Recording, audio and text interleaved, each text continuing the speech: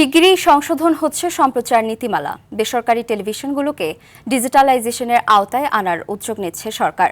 বৃহস্পতিবার সচিবালয়ে তথ্য সচিবের সঙ্গে টেলিভিশন মালিকদের সংগঠন অ্যাটকো এবং কেবল অপারেটরদের সংগঠন কোয়াবের নেতাদের বৈঠকে সম্প্রচার নীতিমালা সংশোধন নিয়ে আলোচনা শেষে নেতারা এ তথ্য দেন। বলেন, সম্প্রচার নীতিমালার ভাষাগত পরিবর্তন করা হচ্ছে, মুক্তিযুদ্ধের সঙ্গে গণঅভ্যুত্থানের ইতিহাস সংযোজন করা হবে। এছাড়া বেসরকারি টেলিভিশনগুলোকে পে চ্যানেলে রূপান্তরিত করা হবে। ডিজিটালাইজেশন হলে স্বয়ংক্রিয়ভাবে টেলিভিশনের টিআরপি জানা যাবে, তখন কন্টেন্টের মান বাড়বে। এর ফলে সরাসরি গ্রাহকের কাছ থেকে আয় পাবে টেলিভিশন, সঙ্গে বিপুল রাজস্ব আয় পাবে সরকার। প্রত্যেকটা টেলিভিশন চ্যানেল কিন্তু তারা কিন্তু খুবই অসুবিধার মধ্যে আছে।